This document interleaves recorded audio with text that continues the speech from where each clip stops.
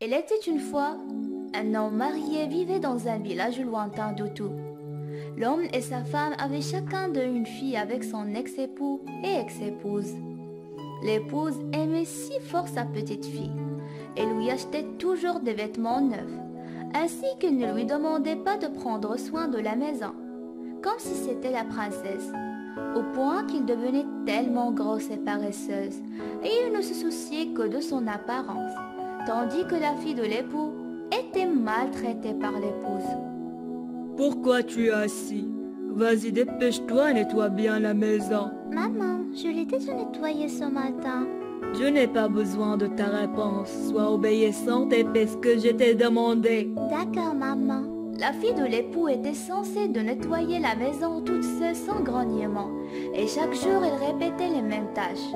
Un jour, le père remarqua que sa fille nettoyait la maison toute seule. Il était si triste de sa situation, mais en même temps il était incapable de l'aider à cause de son vieil âge et de sa maladie. Chérie, je m'excuse sincèrement de ta situation. Je suis triste car je n'arrive pas à t'aider. Ne t'inquiète pas, mon père.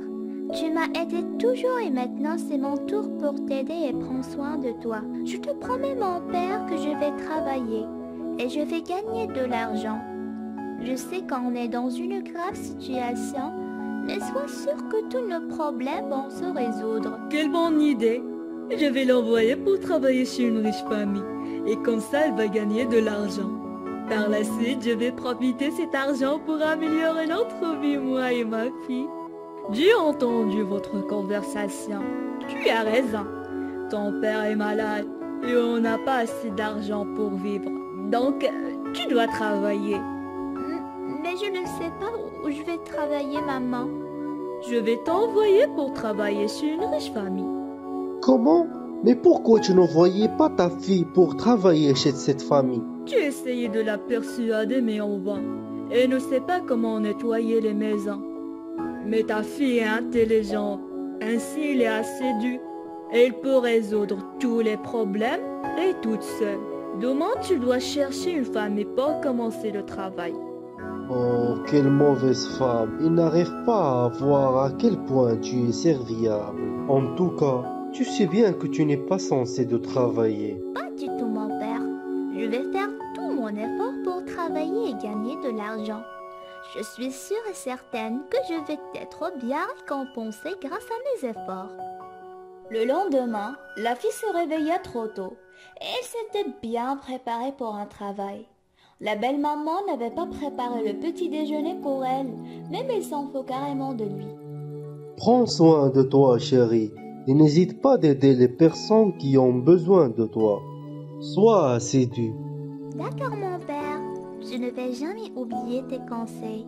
La fille quittait sa maison et elle commençait la recherche partout.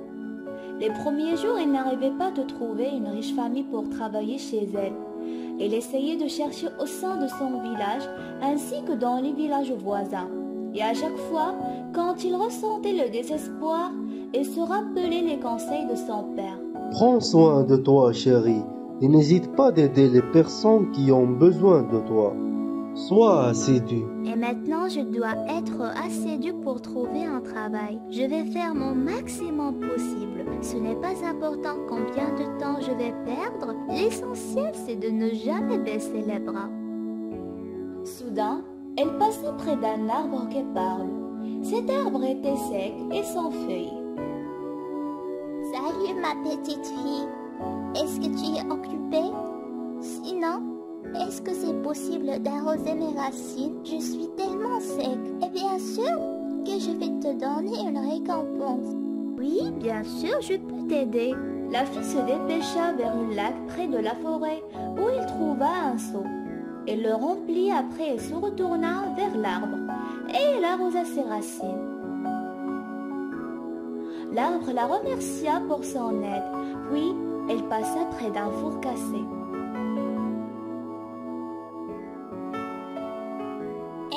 Toi, ma fille, si tu répares ma situation, je vais te récompenser un jour. La fille remarqua qu'il y a quelques fractions sur le four. Elle pensa de prendre l'argile de là Le mixa avec l'eau pour réparer sa situation et c'est ce qui était réalisé.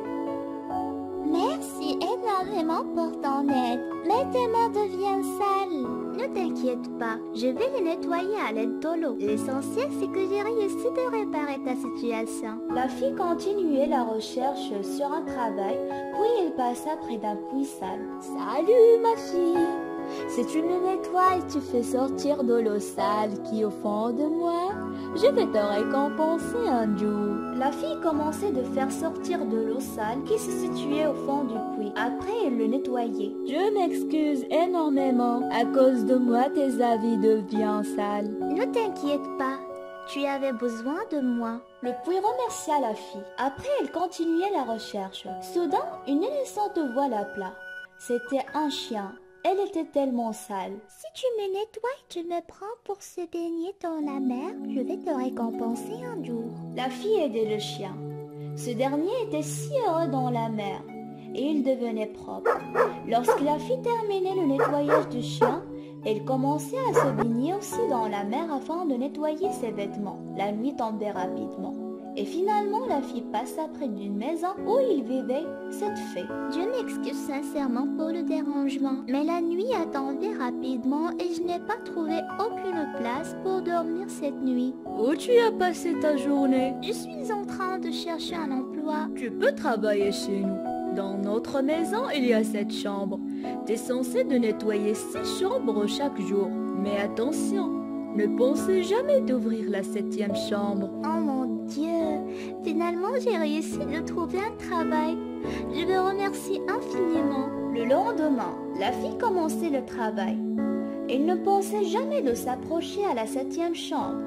Elle nettoyait les autres 6 chambres tous les jours. Un an s'était passé rapidement et la fille avait réussi de collecter beaucoup d'argent. Et un jour, elle décida de revenir à sa maison pour voir son père. Nous voulons savoir si la 7e chambre n'a jamais te rendre curieuse de savoir ce qu'il contient et pourquoi nous avons interdit de la nettoyer. Mon père m'a conseillé toujours de faire mon travail d'une manière parfaite et ne soucie jamais de ce qui ne m'appartient pas.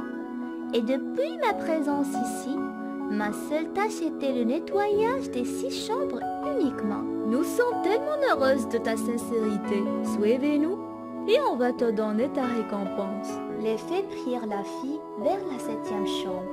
Cette chambre contenait beaucoup d'argent et de perles. Tu peux te rouler sur ces perles et ces bijoux et tu auras tout ce qui se cause sur tes habits. La fille se roulait sur les perles et les bijoux et l'or qui se trouvaient dans la chambre jusqu'elle devenait brillante comme une vedette. Puis il quitta la maison. Sur sa route, elle se rencontra avec le chien qu'elle avait aidé. Ce chien était totalement couvert par les perles. Approche de moi, prends toutes les perles que tu veux dans mon corps. Tu mérites. La fille prenait le nombre de perles qu'il voulait. Elle les mettait sur ses mains, ses jambes, ainsi que son cou. Elle remercia le chien, puis il continuait la route jusqu'à son arrivée près de la pluie qu'elle avait déjà nettoyée. Approche de moi, ma fille. Je sais que tu es soif. Voici quelques verres d'eau. Tu peux les boire. La fille était tellement soif et n'avait pas refusé sa récompense. Elle commençait à boire de l'eau jusqu'à satisfaire sa satiété. Elle remercia la pluie. Après, elle se rencontra avec le four qu'elle avait déjà réparé. Voilà ta récompense, tu m'as déjà aidé. Voici quelques pains et croissants. Tu peux manger et prendre avec toi tout ce que tu veux. La fille était si faim. Elle commençait à manger le pain et les croissants jusqu'elle remplit son ventre. Et elle prit le reste pour son père. Elle remercia le four, puis il continuait sa route, et cette fois-ci il se rencontra avec l'arbre qu'elle avait déjà arrosé. Approche de moi, tu m'as déjà aidé. Voici quelques poires, c'est ta récompense pour ton aide. La fille avait mangé le poire, après il ramassa ce qui reste pour son père.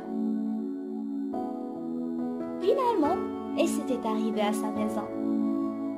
Elle était si joyeuse de voir son père en bonne santé. Le père aussi était heureux de voir sa fille si élégante et brillante comme une vedette après un an de son absence. L'épouse arriva. Elle était choquée en remarquant que sa belle-fille était si brillante grâce aux perles qui entouraient ses mains, ses jambes ainsi que son cou. Le père prit la main de sa fille, puis ils se dirigèrent vers sa chambre. L'épouse conclua que son mari ne voulait pas partager avec elle ce que sa fille avait récolté grâce à ses efforts.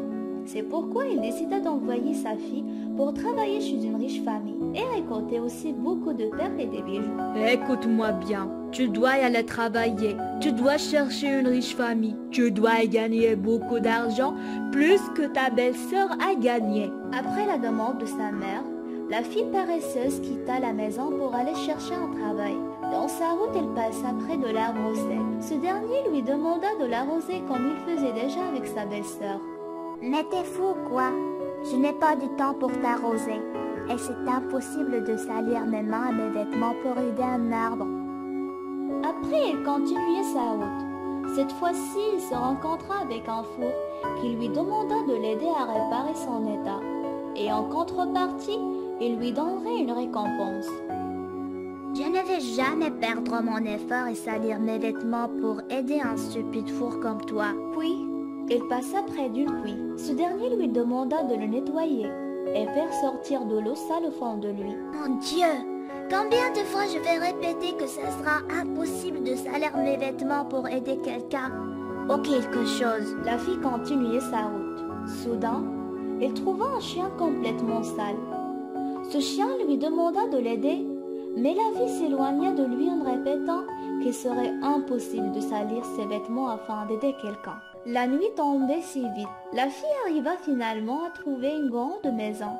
C'était la maison de cette fée. Puis, ces fées lui proposèrent de travailler chez elle pendant 1 an, comme elle avait déjà fait avec sa belle-sœur. La fille accepta l'offre, mais dès le premier jour de son travail, elle n'arriva pas de supporter sa curiosité de découvrir ce qui se cachait derrière le 7e porte. La chambre était obscure, froide, et au lieu d'être plein de l'or, elle était pleine des grenouilles et des abeilles. Elles avaient tous attaqué la fille, et elle avait piqué. La fille s'évadait de la maison des fées sans s'excuser de sa faute commise, et se dépêcha vers sa maison pour voir sa maman. Dans sa route, elle se rencontra avec le chien qu'elle avait refusé de l'aider. Puis il passa près de la pluie. Elle essaya de boire un peu de l'eau, car elle était tellement soif, mais en vain. La pluie avala l'eau qu'il contenait, car elle avait refusé de lui aider. Soudain, il s'approcha au four. L'odeur du pain et des croissants l'envahit. Elle essaya de s'approcher pour prendre un peu du pain, mais le four crachait du feu en brûlant ses mains. Après, elle passa près de l'arbre qu'elle avait insulté. Elle essaya de prendre quelques poires de ses racines, mais l'arbre ne lui permettait pas de s'approcher de ses fruits. Finalement, elle s'était arrivée à sa maison. Sa maman était choquée de son sale état. Elle était si optimiste de voir les perles et les bijoux de sa fille. Mais à la fin, elle devenait si désespérée de la situation de sa fille. Je t'ai toujours conseillé de changer ton comportement, toi et ta mère. Allez, ramassez vos affaires d'ici. Depuis maintenant, vous n'avez pas une place dans notre maison. La maman et sa fille quittèrent la maison en laissant le père et sa fille vécurent heureux pour toujours.